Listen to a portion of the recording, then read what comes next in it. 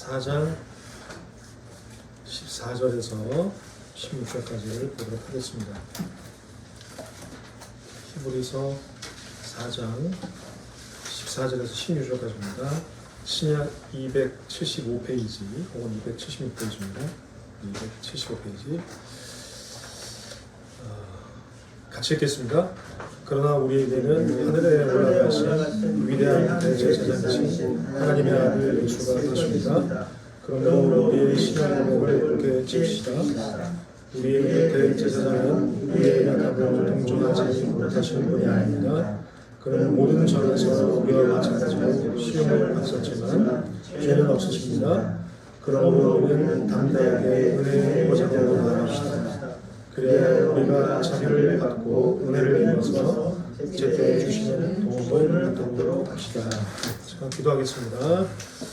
이 시간 주님의 거룩한 말씀 드립니다. 말씀의 주인 되시고 또 진리형 되신 성령님께서 우리 가운데 이 시간 임재하셔서 그 감동의 손길로 붙드심에 보게 하시고 듣게 하시고 깨닫게 하시고 또 실천한 삶을 통해서 주 앞에 영광을 돌릴 수 있도록 인도하여 주시옵소서. 예수님의 이름으로 기도합니다. 아멘.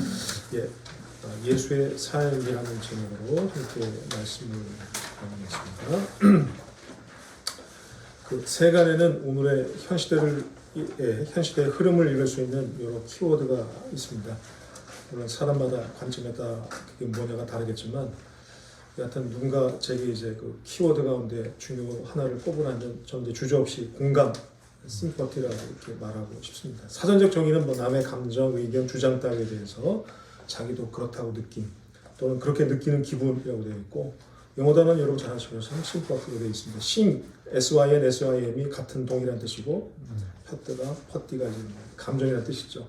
같은 감정, 같은 걸 느끼는 게 이제 공감, 동정 이런 뜻이죠. 한마디로 공감이란 현재 어떤 개인이 처해 있는 상황, 상태에 대해서 그리고 그 속에서 그 사람이 생각하고 느끼는 감정 등에 대해서 제 3자로서 동질감 또는 일체감을 느낀다거나 지지를 표하는 것을 가리킵니다. 그래서 타인에게 공감할 수 있다는 것, 무엇보다 그 좋은 공감 능력을 갖고 있다는 것은 나 홀로가 아니라 그 타인과 함께 필연적으로 어우러져 살아야 하는, 다시 말해 사회적 삶을 살아가야 하는 그 개인에게 대단히 큰 축복받은 능력임에 틀림이 없을 겁니다. 왜냐하면 이런 능력을 갖고 있는 사람은 항상 주변에 사람들이 많이 있습니다. 그리고 이런 사람들은 또 다른 사람들의 지지를 항상 자기가 공감을 표현한 데에 대한 그 보상으로 항상 주변 사람들로부터 지지와 응원을 받게 마련이죠. 또 한편으로 누군가로부터 공감을 얻는다, 받는다는 것은 대단히 기쁘고 좋은 일일 겁니다. 왜냐하면 아시겠지만 또 경험하시겠지만 특별히 문득 고립되어 있다는 느낌을 강하게 받고 있는 어떤 때나 어떤 상황에 또 주변으로부터 이해받지 못하고 있다는 그런 생각이 느낌이 드는 때 누군가에게 자신의 그 처지와 입장이 공감을 받고 있다는 생각만큼이나 큰 위로로 다가온 때가 없게 되죠. 그래서 공감을 하는 것도 또 반대로 공감을 받는 것도 좋은 일이고 흐뭇한 일일 겁니다.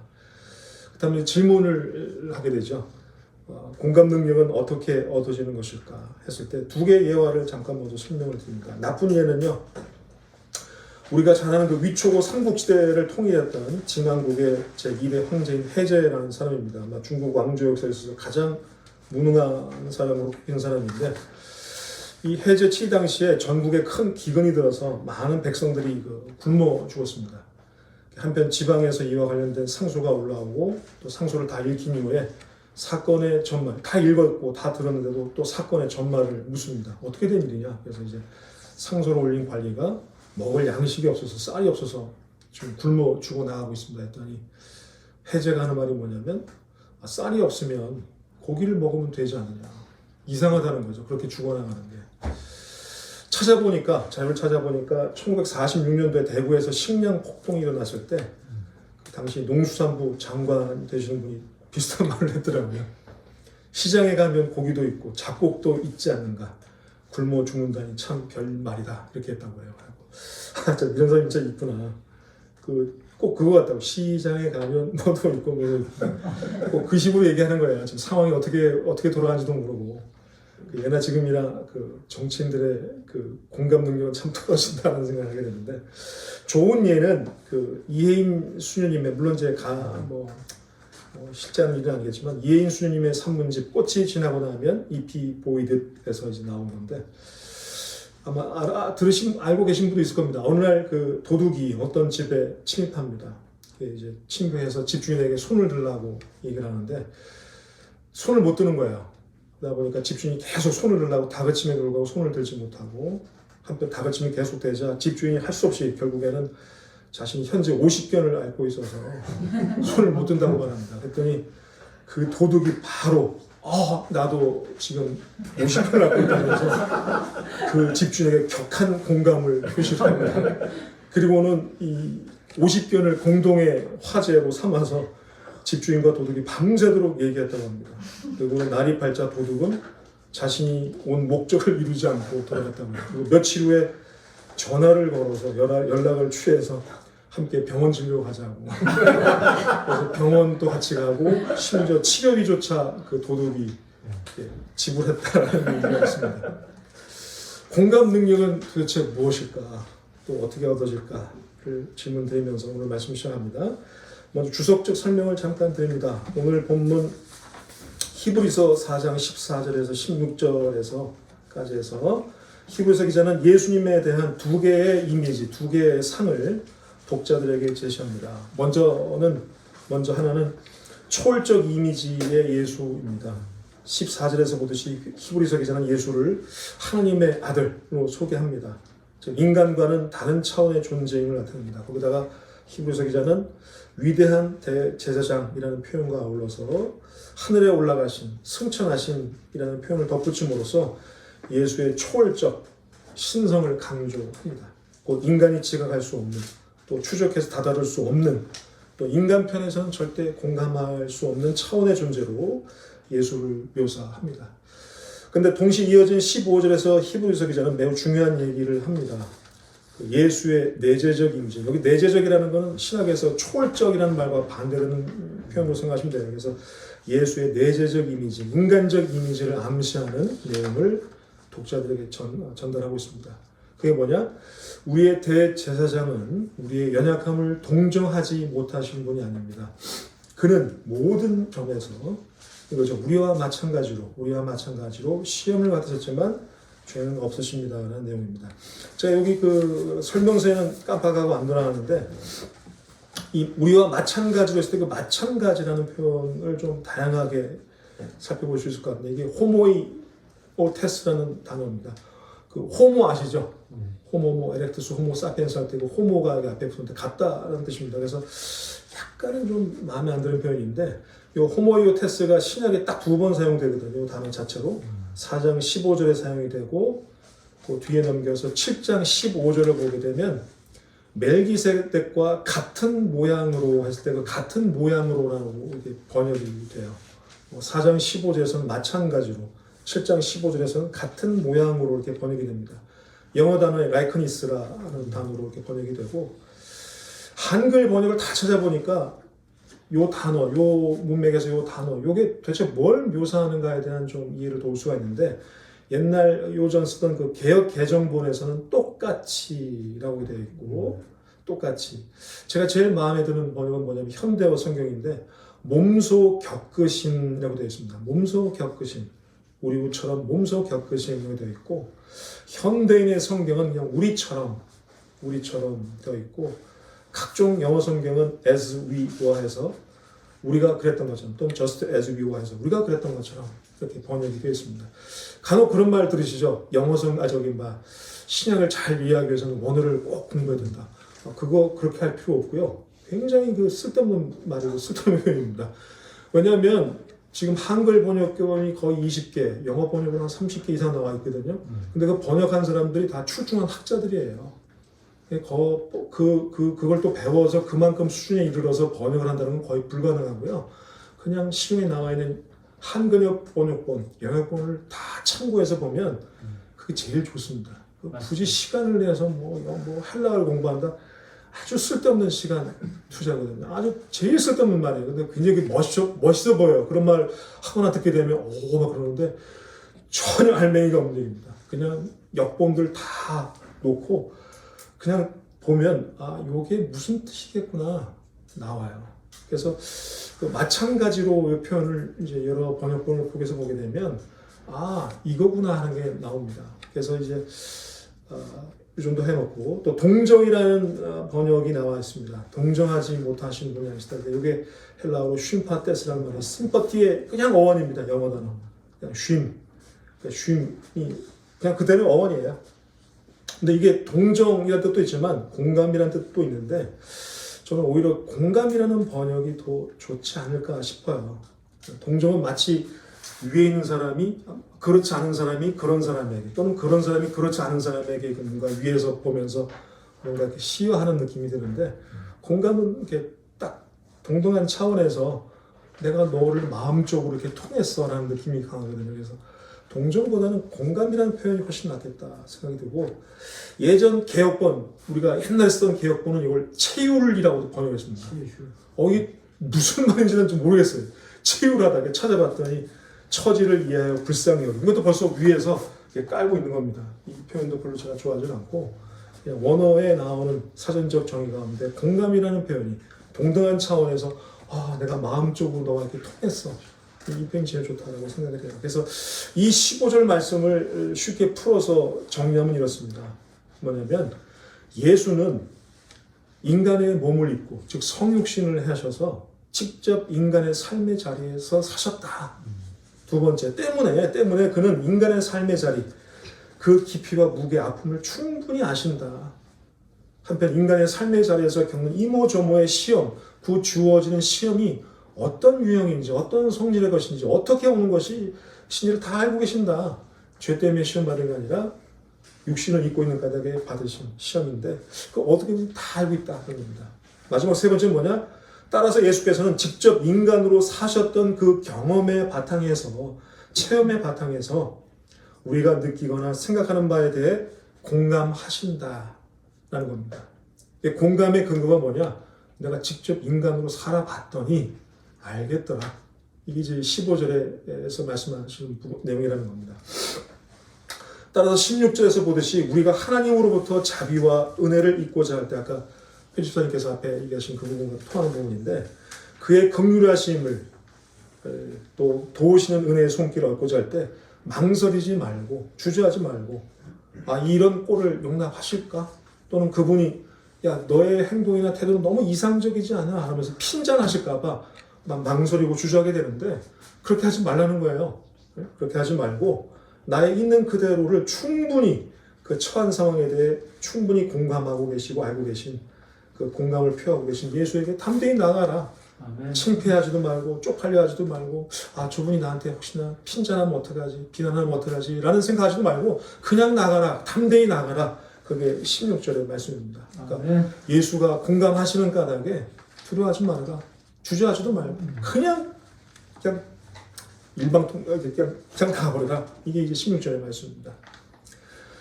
질문을 한 번 더 합니다. 본문에서 히브리서 기자는 인간에 대한 예수의 이 공감 능력을 어디에 찾고 있는가? 초월적 차원인가? 아니면 인간적 차원, 내재적 차원일까? 답은 예수의 인간에 대한 공감의 근거는 초월적 차원이 아니라 내재적 차원, 다시 말해 하나님이신 예수의 인간 되심에서 인간으로 사심에서 찾고 있다는 겁니다. 이 정도로 하고 이제 본문으로 들어갑니다. 그 절대 다수의 사람들이 예수가 갖고 계신 초월적인 차원, 하나님, 하나님의 아들, 예수의 신성, 이런 것만 집중을 하고 거기서 위로를 또 힘을 얻고자 합니다.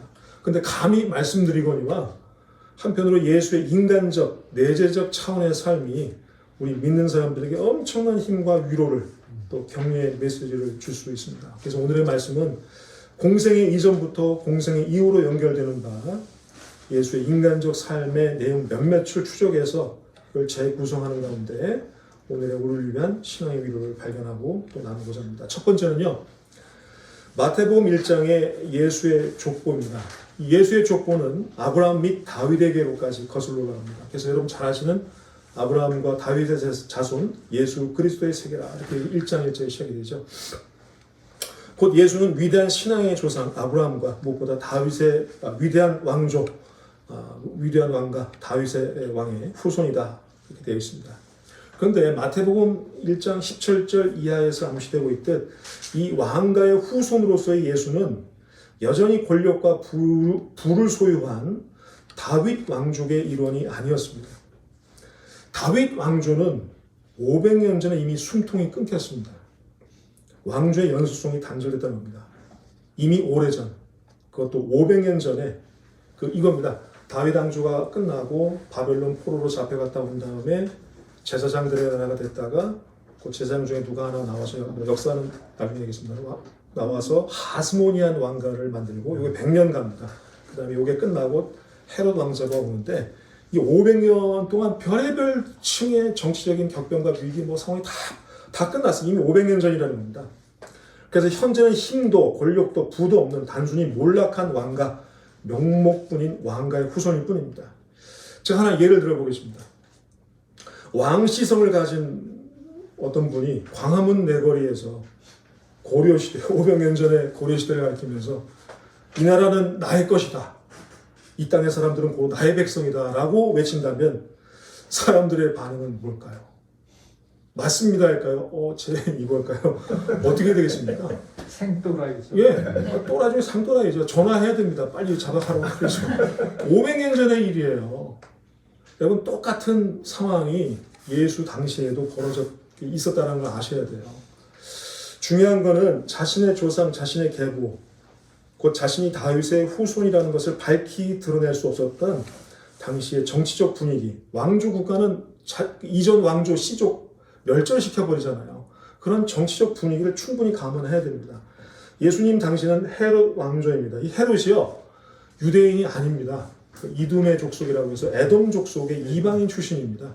하스모니안 왕가 때 그 아버지가 여기서 재정 관련 돈을 좀 굴리는 사람이었어요. 그래서 많이 좀 이렇게 신뢰를 받다가 이 하스모니안 왕가가 로마와 이렇게 척을 지면서 헤롯의 아버지가 로마 쪽에다가 뇌물을 아주 거하게 찔러 넣어갖고 그 왕을 이렇게 딱 받습니다. 그게 헤롯 왕가의 시작이에요. 그러니까 유대인들이 굉장히 싫어했어요. 왜냐면 이방인이었기 때문에. 예로 조선이 고려를 무너뜨리고 개국한 뒤에 시행한 고려 왕족, 즉 왕시성을 가진 이들에 대한 길고도 지배했던 박해의 역사, 집단 학살의 역사가 있습니다. 태종원 이방원 같은 경우에는 왕씨들 모아서 집단 거주지 형성해 줄게 다 나와 해서 나오겠네 배를 태워갖고 가다가 배를 일부러 구멍을 내서 수장을 시켜버리기까지 합니다. 수백 명을요. 태조 때 시작이 돼서 세종, 아마도 보면서 역시 개혁 계몽군주구나 하는 생각이 드는데, 세종 때 가서 이제 왕시성 가진 이들에 대한 집단적인 박해, 학살을 이제 못하게 합니다. 왕조 시대에서는 이게 비일비하죠. 당시도 마찬가지였습니다. 당시 헤롯 왕가는 마태복음 2장 16절 이하의 사건, 여러분 아시죠? 헤롯 왕의 집단 영아 살해 사건의 그 배경이 어디입니까? 지역이 어디입니까? 다윗 왕가와 관련된 베들레헴이었어요. 수백 명 그냥 눈 하나 깜짝 다 죽여버려요. 그게 그 당시의 분위기라는 겁니다. 심지어 헤롯은요, 자신의 황후였던 미리암네라는 그 여자분과 거기 미리암네로부터 나왔던 자식들 2명을 다 죽여버립니다. 아들이요. 왜냐하면 아까 얘기했죠. 이 사람이 이 미리암네가 이전 왕국이었던 하스모니안 왕가 출신의 왕녀였거든요. 공주였기 때문에 자신의 정통성을 확보하기 위해서 정략적으로 결혼을 했어요. 그렇기 때문에 끊임없이 계속 견제하고 감시하다가 자기가 딱 왕정기에 접어들자마자 그냥 가차 죽여버립니다. 이런 분위기였다는 거죠. 우리가 막연히 생각하고 있는 것과 달리 이거죠. 다윗의 자손이라고 하면 사람들이 대중들이 열렬하게 박수치면서 환영하는 분위기였겠지. 전혀 아니었다는 거예요. 공생의 이전까지 예수는 헤롯 왕가를 의식해서 자신이 다윗 자손임을 밝히 드러낼 수 없는 핍박의 정황하에서 사셨습니다. 또 당시 유대교의 여러 종파들은 자신의 종파에서 메시아가 나올 것이다 라고 확신을 하고 있었기 때문에 예수의 출현을 반기지도 않았을 뿐더러요, 예수를 계속 삐딱하게 바라봤다는 거예요. 예수께서는 늘 쫓기듯 눈치를 보면서 항상 불안에 이렇게 노출되어 있었고 초점을 갖고 있었을 가능성이 크다라는 겁니다. 이 점은 왜 어떤 이유에서 다윗 왕가의 후손이었던 예수의 아버지 요셉이 그 식구들이 당시로서는 깡촌에 해당되는 나사렛이라는 동네에 들어가 살게 되는지도 알 수가 있어요. 이 나사렛은요, 구약에도 나오지 않는 지명입니다. 고고학적으로 이미 발굴이 다 끝났는데 여기선 농사도 못 짓고요, 심지어 방목도 할 수 없는 그 환경이었어요. 그래서 심지어 집도 제대로 질 수 없어서 다 동굴에 들어가 동굴에서 집을 짓고 살았을 정도로 여기서 소위 말하면 나사렛에서는 GDP가 없습니다. 그래서 나사렛에서 10km 떨어져 있던, 이게 고각적으로 다 이제 증명이 된 사실인데, 세포리아스라는 큰 도시에 가서 아마 푹을 팔아서 이 나사렛이라는 동네가 먹고 살았을 것이라는데, 왜 여기를 들어갔을까 하는 거, 그 이유는 딱 하나입니다. 은신입니다. 눈에 띄지 않겠다. 숨겠다는 얘기죠. 그래서 여러분 아시지만 예수는 항상 어디 출신이라고 합니까? 나사렛 출신이라고 얘기합니다. 그러니까 그걸 보면 예수께서 막 환영받고 막 그런 분위기는 아니었다라는 거예요. 두 번째는 예수의 정결 예식입니다. 이건 잘 아시는 얘기인데, 누가복음 2장 22절 내용대로 성전에서 치러진, 요즘 같으면 아마 유아세례에 해당될 것 같은데, 예수의 유아기 당시에 정결 예법, 정결식 때 집비둘기, 산비둘기 2마리를 구입해서 의식을 치릅니다. 여러분 아시겠지만 경제적으로 부유한 사람들 소, 조금 못하는 사람들 양연소, 가난한 사람들 비둘기였습니다.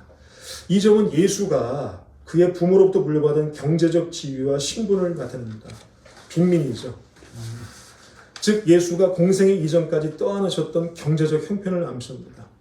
당시는 정치적 신분 상승이 거의 이루어지지 않았고 동시에 경제적 신분 상승도 이루어지지 않았습니다.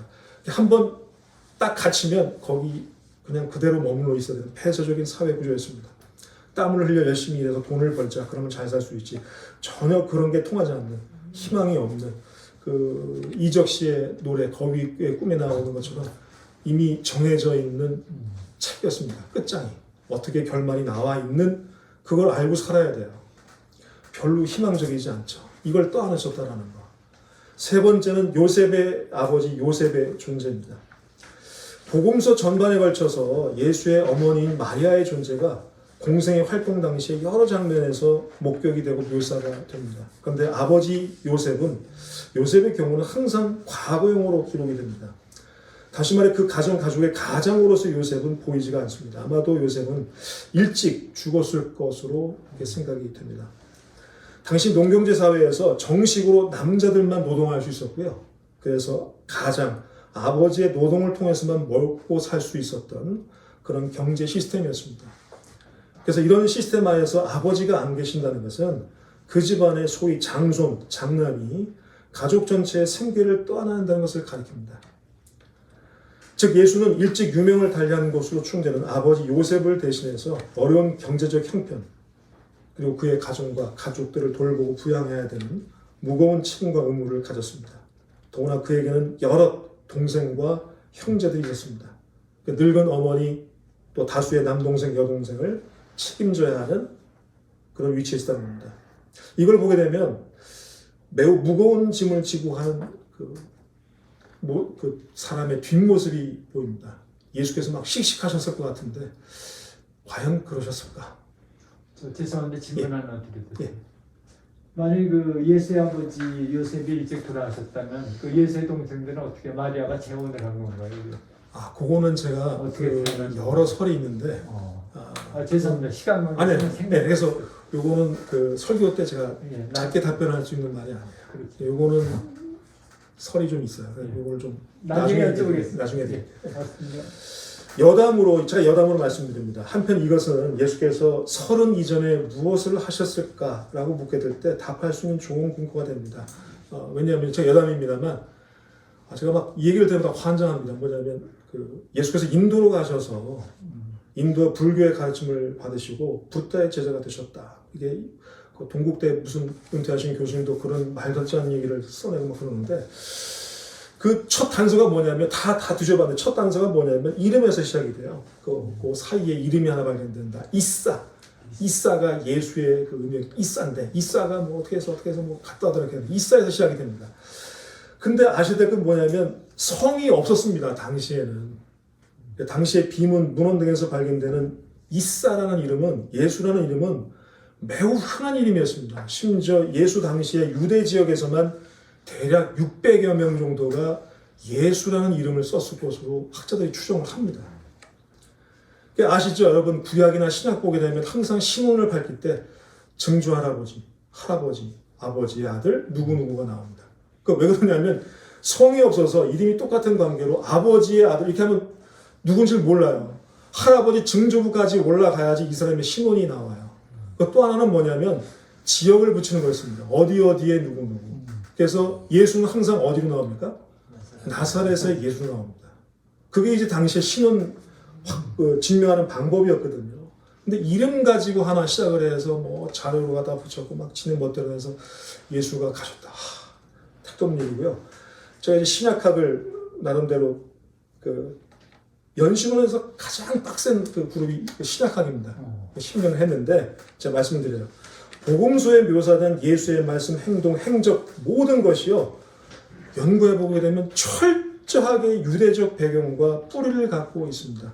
거기에 다른 이질적인 어떤 종교적 사상이나 철학이 들어갈 틈이 없어요. 연구해보게 되면 정말 유대적입니다. 뼛속까지 유대적입니다. 네?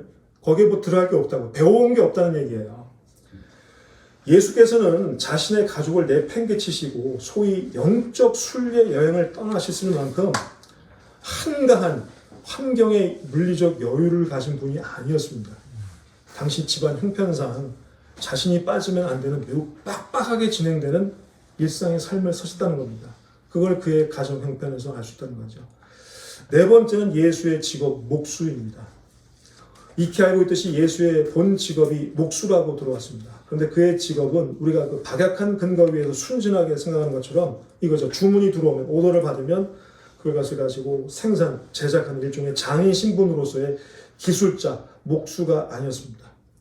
마가복음 6장 3절을 보게 되면 나사렛 동양 사람들이 예수의 등장에 이렇게 얘기합니다. 이 사람은 목수가 아닌가? 이렇게 얘기합니다. 이때 이 목수에 해당되는 단어가 헬라어 테크톤이라는 단어인데, 학자들이 딱 한 사람이었습니다. 다 학자들도 할 거 없고 딱 단수 한 명이었는데 이름을 적었지만 그 학자가 AD 1세기 그리고 BC 1세기 전후에 100년 이쪽 100년 이쪽 100년의 모든 문헌을 다 조사를 했어요. 테크톤이라는 단어가 어떤 문맥에 쓰이는지 어떤 사람들이 가르치는지 다 조사해 봤더니 장인 신분의 기술자 목수가 아니라요.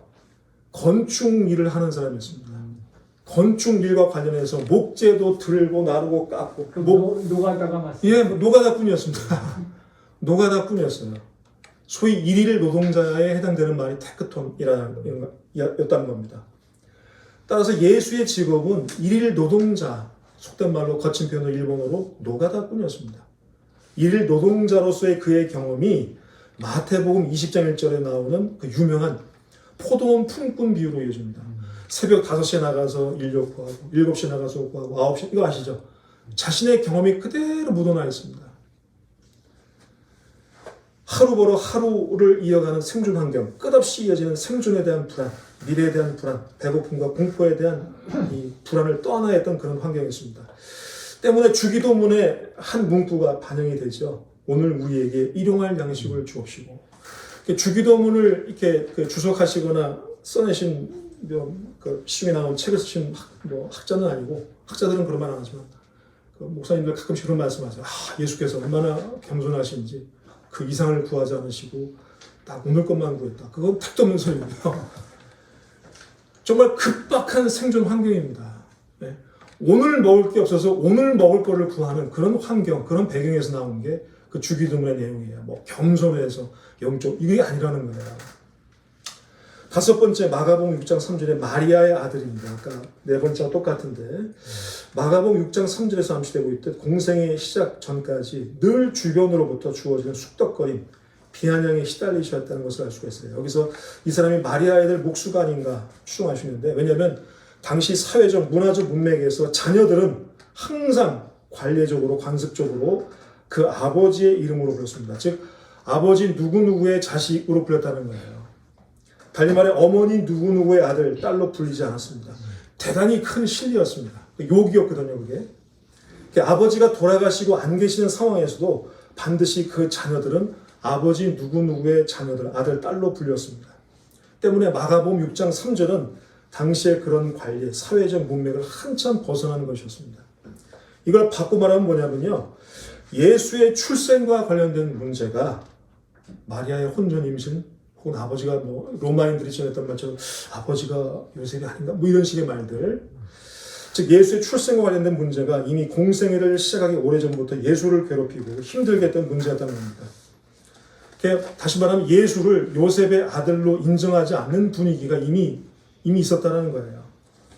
동네에서 이미 제 아버지가 누군지 몰라, 이상한 아이야, 이런 쑥덕거림이 있었다는 겁니다.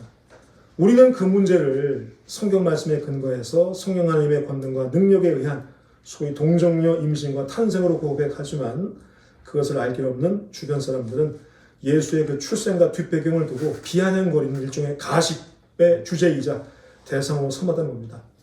한 개인이 그것도 자신이 가십거리가 되어서 속된 말 술안주가 된다는 거, 인간적으로 정체성을 뒤흔드는 일입니다.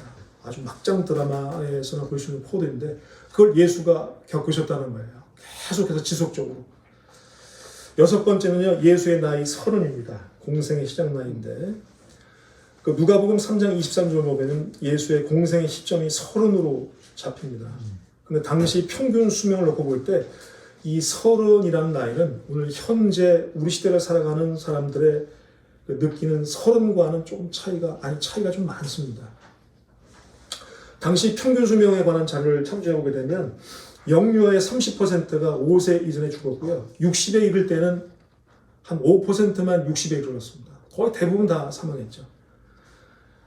그래서 의식주 및 의료 혜택이 훨씬 더 안정적이었던 귀족 계급을 대상으로 잡힌 통계를 보게 되면 당시 평균 사망 나이가 34세였습니다. 군인들의 평균 수명은 21세였고요. 심지어 당시 예루살렘의 제사장들의 그 신부로 간택되는 여자 아이들의 나이가 12세에서 12.6세였습니다. 터무니없이 지금은 말도 안 되는 얘기죠. 이런 통계를 배경으로 보게 될 때 예수의 30은 우리가 한때 겪은, 이제 예나자매가 겪을 30과는 아주 다릅니다. 아주 느낌이 다른 나이예요. 이걸 통해 추정해 볼 수 있는 부분은 뭐냐면요. 첫 번째, 예수 20세 이전에 이미 혼인이 이루어졌던, 남자는 18세 정도, 17, 18세였고 여자는 12, 3세 이미 다 혼인이 됐습니다. 그런 관리에 비춰볼 때 30이라는 예수의 사회적 나이는 상당히 늦은 나이입니다. 한마디로 노총각 중에 최고입니다. 바로 이것 때문에 혹 그가 겪으셨어야 될 사회적인 압박감 내지는 편견이 분명히 있었을 것이다. 주변 사람들이 쟤는 아버지도 모르겠는데 왜 결혼을 안 하지? 라는 그런 부분도 있었겠고, 두 번째는요, 나이 들어가는 것에 대한 인간적 불안과 근심도 갖고 계셨을 것이다 생각됩니다. 왜냐하면 비교점이 있어서 그래요. 세례자 요한은 이미 일찌감치 유대 사회의 샛별처럼 등장을 합니다. 날 때부터 벌써 에피소드가 있어요. 아버지가 말을 못하게 되고 어떻게 굉장한 이야기들이 있어요. 그래서 막 나왔을 때부터 유대 사회에 번쩍함이 있었어요. 이슈가 됐던 인물이고 계속적으로 유대 민중들의 관심 대상인데, 반면 예수는 30세가 되기 시기까지 누구도 알아보지 못하는 무명의 사람이었습니다. 더군다나 다윗과 헤롯 왕가를 피해서 계속 피해 살아야 되고, 계속적으로 힘든 노동에 시달려야 되고, 가족을 부양해야 되고, 그래서 인간적인 조바심, 불안감도 어쩌면 그분을 괴롭혔을지 모르겠다라는 추정도 해봅니다. 7번째는요, 공생애를 가시게 될 예수에 대한 가족들의 입장입니다. 오랜 기다림 끝에, 인내 끝에 드디어 예수께서 공생의 길을 걸으시게 됩니다. 하나님 나라 운동의 서막을 알리시게 됩니다. 이때 예수에 대해 보인 가족들, 친지들의 반응은 공감과 지지가 아니라 전적인 반감과 적대감, 비난이었습니다. 철저한 몰이해였습니다. 마가복음 3장 21절 이하에서 공생에 나서신 예수에 대한 가족들의 몰이해가 잘 표현되어 있는데 이렇게 있습니다. 예수의 가족들이 예수가 미쳤다는 소문을 듣고서 그를 붙잡으러 나섰다 하게 됩니다. 한마디로 미쳤다는 겁니다. 미쳤구나 이겁니다. 그거겠죠. 아마 네가 그렇게 나서기 시작하면 헤롯 왕가의 눈에 띌 수가 있다. 이것도 있었겠고, 야 네가 그렇게 가정으로 자리를 박차고 나면 어떡하겠느냐, 이런 것도 있었겠죠. 여러분 아시지만 힘들 때, 어려울 때 가장 큰 힘이 되는 것은 언제나 가족이죠. 반면에 가장 견디기 힘든 큰 몰개는 뭐냐면 주변으로부터, 그것도 가장 그 가까이 있는 가족도 주어지는 몰리가 견디기 힘든 거겠죠. 마지막 8번째는요. 극도의 고립과 고독감입니다. 그는 십자가상의 고난을 당하실 때 또 자신의 죽음을 맞이할 그 순간에도 외로움과 극도의 고립감을 경험합니다. 특히 자신이 버려졌다는 고통까지 떠나셨습니다. 십자가 자리에서 3년 동안 동고동락했던 제자들 단 한 사람도 없었고, 어머니 마리아를 제외하고는 동생들마저 한 사람도 없었고, 심지어 그는 여러분 잘 아시는 엘리리 라마 사박다니 나의 하나님 어찌해서 저를 버리셨습니까? 라는 말로서 이거죠. 성부 하나님으로부터의 단절감을 표시하십니다. 우리가 순교할 수 있는 용기는 하나님과 연결되어 있다는 확신에서 출발하죠. 죽음도 무섭지 않아요. 그런데 제일 무서운 게 뭐냐면 하나님으로부터의 단절감입니다. 유대의 예언자들의 몇몇이 그걸 경험하게 되고 그 표현을 구약에서는 하나님께서 얼굴을 가리우셨다 이렇게 표현하는데, 하나님이 성자 예수님에 대해서 얼굴을 가리우셨다는 겁니다. 예수가 그걸 느껴요. 하나님이 나를 버렸구나. 단절을 느낍니다. 이게 극강의 고통입니다. 신앙이 겪을 수 있는 최악의 고통이 하나님으로부터 내가 버려졌다. 그렇지는 않겠지만 그 느낌을 받는 거예요. 예수가 그걸 받으셨다는 겁니다. 한 8가지 간단하게 살펴봤는데요. 물론 훨씬 더 많지만 예수의 삶 어떤 느낌입니까? 어떤 생각이 드십니까? 밝고 유쾌하고 희망적이던가요? 오히려 그 반대입니다. 인간적으로 봤을 때 그 어디 하나 희망적 환경과 조건으로 구성되어 있지 않고요. 많이 고민하시고 번민하시고 고뇌하시고 뭐 그런 삶이었어요. 이렇게 예수의 삶을 살펴봄으로써 먼저 우리는요, 우리 자신의 삶에 대해서, 우리 환경에 대해서 갖는 여러 층의 불평과 분노를 바로 이 예수의 삶 앞에서 내려놓게 됩니다. 사람들은 대부분, 신앙인들은 대부분 자신의 삶에 대한 분노를 작게든 크게든 갖고 있습니다. 근데 그 분노를 예수의 삶을 보면서 그 예수의 삶 앞에서 내려놓을 수 있다는 겁니다. 이것은 마치 소화불량 환자가 말기 위암 환자 앞에서 자신의 마음과 몸 상태에 갖고 있던 불평과 분노를 그치고 감사하게 되는 것 같습니다. 삶이 너무 무겁다, 너무 고되다, 너무 힘들다, 너무 지친다 이렇게 막 표현하다가 예수의 인간적 삶을 대하고 보게 되면 그 앞에서 그냥 아무것도 아니었구나 이렇게 느껴요. 제가 15절 나온 것처럼 예수의 삶도 우리와 같으셨구나, 우리와 마찬가지였구나, 우리와 똑같았구나 이걸 느낍니다. 잔잔한 위로가 옵니다. 다음으로 오늘 이제 드린 말씀인데, 함께 살펴본 것 같이 예수는 우리가 느끼는 삶의 내용, 그 질, 거기서 멀리 떨어져 계시고 무감각하시고 무심한 분이 아니라는 겁니다. 예수께서는 당신의 전지하심, 전능하심의 기초에서 내가 너희를 알고 이해하며 너희에게 공감한다가 아니라 15절의 말씀에서 암시하고 있듯 내가 너희와 똑같은 육신을 입고 너희가 똑같은 물리적 환경에서 살아봤기 때문에 너희의 마음을 알고 너희의 입장을 이해하며 너희들이 지닌 삶에 대한 아픔, 슬픔, 애환에 공감한다라고 말씀하시는 겁니다. 경험, 체험에 근거한 공감이라는 겁니다. 예수의 나에 대한 공감, 나의 현재에 대한 공감, 현재 내가 지니고 있는 감정, 생각에 대한 공감을 이 말씀 속에서 이룰 수 있다는 겁니다. 비교를 해보게 되면 동시대의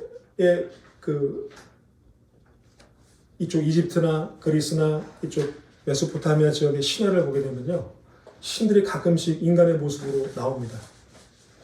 제일 이제 우리가 손에 잘 집힌 게 그리스 신화인데, 그리스 신화를 보게 되면 종종 신들이, 올림푸스 신들이 종종 인간의 모습을 입고 이렇게 현실 세계, 인간 세계에 등장합니다. 뭐 하는지 아세요? 아시죠? 꼭 나쁜 짓거리 합니다. 제일 나쁜 짓거리 많이 하는 게 제우스가 인간의 몸을 입고 나와서 정말 하지 말아야 될 일을 꼭 합니다. 아주 추잡스러운 일, 지저분한 일을 합니다. 예수 동시대의 신화, 종교에서 그렇게 얘기합니다.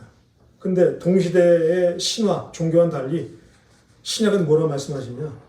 예수가 하나님이 인간의 몸을 입고 오셨는데, 그러니까 똑같은 짓거리를 하는 게 아니라 그 인간의 경험들을 다 하시면서 공감하신다라고 표현한다는 거예요. 이게 중요하다는 거예요.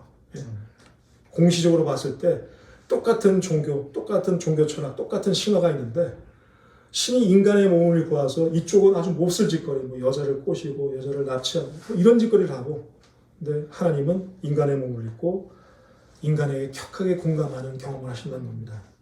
그 제우스는 빌런 아니에요? 빌런. 그렇죠. 빌런이라고 하겠죠. 때문에 16절의 말씀처럼 우리가 우리의 삶과 우리의 처한 형편과 상황에 갖는 여러 가지 슬픔, 분노, 고뇌에 대해 충분히 공감해 주시는 예수님께 언제든 머뭇거림 없이 망설임 없이 주저함 없이 담대히 나아가는 저와 여러분이 되기를 바랍니다. 아멘. 그분은 우리를 핀잔하지를 않습니다. 꾸짖거나 너의 삶은 이상적이지 않아서 내가 받기가 좀 그래. 뭐 그런 말씀 없다는 거예요. 그냥 있는 그대로 그래 하면서 다 받아주시고 그래 나도 살아봤던 줄 알겠더라. 뭐 이렇게 말씀하시면서 아멘. 한다는 거죠. 잠깐 아까 여담을 하나 드립니다. 아까 최주사님 말씀하셔서 감명을 받아서 감동이 있어서 한 얘기인데 저번에 했을 얘기였는데 제가 이제 그 복학을 하고서 이제 막 군대 갔다 와서 막 마음이 너무 뜨거운 거예요. 막 어쩔 줄 모르겠는 거예요. 이 뜨거움을 어떻게 막 감당을 못 하겠는 거예요. 근데 이제 가난한 신학생이기 때문에 뭐 드릴 게 없고 그래서 기도를 했어요. 뭐냐면 주님 제가 1년 동안 점심 금식을 하겠습니다. 점심을 드리겠습니다. 그리고 그 시간에 기도하겠습니다. 말씀 보고. 그거 진짜 했어요. 1년 동안 금식을 했습니다. 대단히 놀라운 일을 한 거죠. 근데 하고 났을 때 큰 깨달음이 있었습니다. 일단 첫 번째 얻은 거는 위장병이었습니다. 다시는 하지 말아야지. 다시는 하지 말아야지. 심지어 고난주간에는 밥 먹는다. 이게 내 하나의 주의가 됐고요. 하나 큰 깨달음은 뭐였냐면 이거였습니다. 어느 아버지가 있어요. 근데 아이에게 말합니다. 너 나 사랑하지? 그러면 너가 밥 굶어봐. 밥 굶는 걸로 나에 대한 너의 사랑을 한번 증명해봐. 이 아버지는 정상일까요? 아니죠. 아니죠. 참 아버지, 참 어머니는요. 애가 어느 날 와서 아빠, 엄마, 내가 아빠에 대한 엄마에 대한 사랑이 너무 커서 내가 곡기를 끊고 내 사랑을 증명해 볼 거면 진짜 아버지, 어머니는 깜짝 놀랍니다. 절대 그러지 마. 절대 그러지 마. 네가 뭘 하든 네가 뭘 안 하든 나의 사랑은 내게 늘 같아. 아멘. 그게 아버지고 그게 어머니거든요. 근데 우리가 자꾸 기독교 역사 2000년 동안 금욕주의를 통해서 뭘 안 하는 걸로 자꾸 뭘 이렇게 좀 사랑을 증명해 보이려고 했다는 거예요. 하나님은 우리에게 사랑을 주실 때 우리가 뭘 해서 아까 피자님 제가 말씀드렸는데 뭘 해서 주거나 안 해주거나 우리가 또 뭘 안 하기 때문에 주거나 안 주거나 이러지는 않으세요. 그냥 주시는 거예요. 아멘. 참 아버지이기 때문에 참 어머니이기 때문에 자꾸 이제 그렇게 하죠. 그래서 아시겠지만 성령의 열매 중에 금욕은 없습니다. 절제가 있을 뿐이죠. 그래서 저는 저희 청년들이나 제 주변 분들에게 제발 그 성고난 주간에 금욕주의적 행태를 보이지 마세요. 왜냐하면 제가 1년 동안 금식한 다음에 제 성격이, 제 인간성이 단 0.1mm도 변하지 않았습니다. 그거 백날 해봤자 여러분 인간성 변하지 않습니다. 얘기합니다. 그러니까 쇼입니다. 그 우월감 때문에. 예, 그렇죠. 뭘 했다 아까 그 전에 말씀드린 영적 엘리트가 되는 과정이에요. 내가 뭘 했지, 내가 뭘 안 했지. 그래서 사람을 깔보고 사람을 이렇게 비하하는 하나의 근거가 되리 진짜 겸손의 근거가 되질 않아요. 그러니까 뭐 성금요일 날 밥 조금만 잡수시더라도 곡기를 끊거나 멀어지지 마세요. 절대 좋은 게 아닙니다. 진짜 어버이는 그냥 있는 그대로를 다 받으십니다. 오늘 말씀처럼 하나님 우리에게 절대적으로 공감하시는 분입니다. 그분에게 늘 담대하게 나가는 저와 여러분 되길 바랍니다. 네, 기도하겠습니다. 주님, 우리 곁에는 항상 누군가 있어야 됩니다. 고개를 떨구고 있는 나를, 또 의기소침해 있는 나를, 상심해 있는 나를, 혼돈 중에 있는 나를, 깊고 무거운 고민 중에 있는 나를 유치하다 핀잔 주지 않고 위로해주고 격려해주고 응원해주고 또 지지해줄 누군가가 꼭 있어야 됩니다. 오늘 말씀을 통해서도 바로 그가 우리 주님 예수이신 것을 한시도 잊지 않고 항상 주님이 펼치신 공감의 그늘 안에서 살아갈 수 있도록 저희 각 사람을 견고한 손길로 붙들어 주시옵소서. 예수님의 이름으로 기도합니다.